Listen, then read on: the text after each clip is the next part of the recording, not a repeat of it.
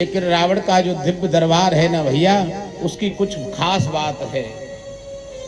जब बहुत बड़े पदाधिकारी हम बन जाएं, सामर्थ्यवान बन जाएं, पावरफुल बन जाएं, तो जानते हो एक बात हमारे अंदर आ जाती है, सुनेंगे सबकी लेकिन करेंगे हम अपने मन की।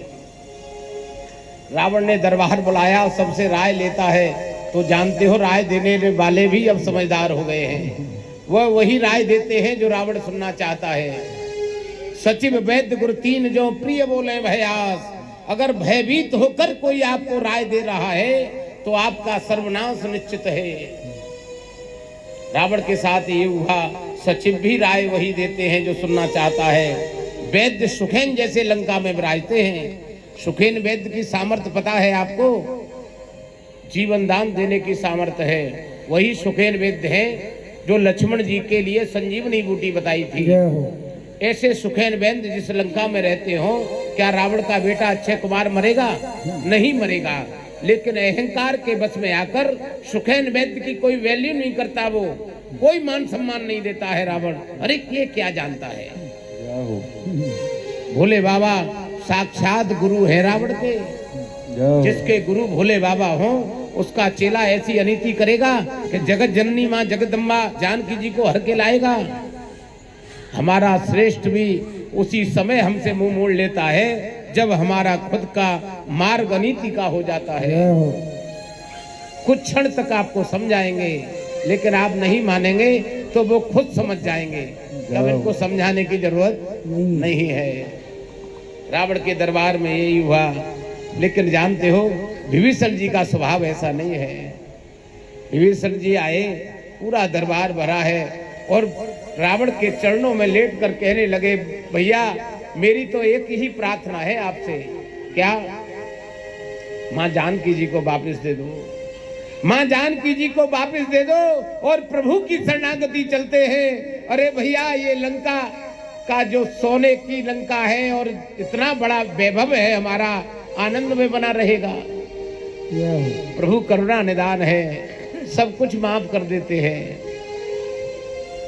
जब विभीषण जी ने शास्त्रगत नीतिगत बहुत सी बातें बताई तो जानते हो गुस्से से लाल हो गया। कहने लगा, विभीषण तू एक बात बता, मेरे ही नगर में रहता है और इतना नहीं मेरा ही खाता है, लेकिन विडंबना है तू दुश्मन की बजाता है।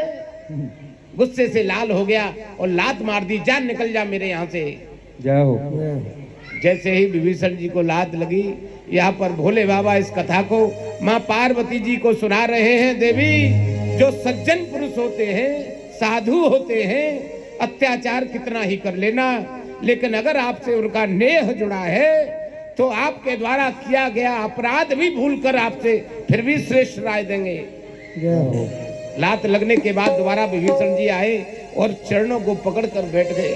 भैया आप हमारे श्रेष्ठ हैं, लेकिन मैं आपसे फिर एक बार निवेदन करता हूं, प्रभु की शरणागति ही हमको बचा सकती है। लेकिन जानते हो रावण ने एक नहीं मानी और विभीषण जी को लंका से निकलने का आदेश दे दिया। विभीषण जी लंका से जा रहे हैं कहां? प्रभु की शरणागति। जैसे ही समुद्र को पार कर रहे हैं और प्रभु की शरणागति जा रहे हैं तो मन में बहुत आनंद हो रहा है। क्या आनंद हो रहा है जानते हो? जिन प्रभु के चरण कमलों की पादुकाएं भरत जी ले जाकर अयोध्या जी के सिंहासन पर विराज कर आनंद ले रहे हैं, जिन चरण कमलों की रज से अहिल्या जी तर गई, इतना नहीं जिन चरण कमलों से यह वन आनंद में बना, जिन चरण कमलों को मां जानकी जी ने हृदय में धारण कर रखा है।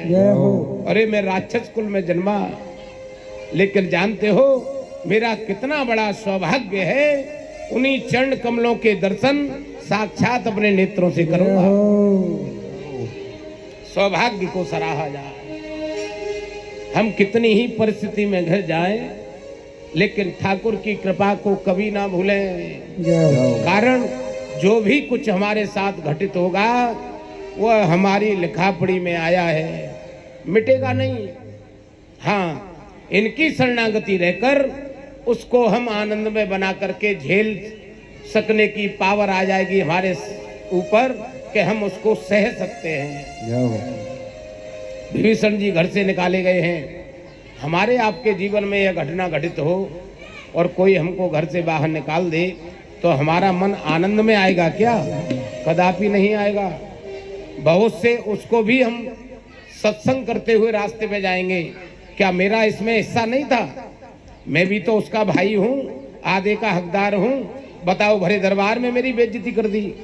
लेकिन यहाँ पर श्री विभीषण जी आनंद में हैं। उसके पीछे का एक ही कारण है, ठाकुर की शरणागति जब से हमारा मन लगता है ना, तो ये संसार की माया हमको घेर नहीं पाती है।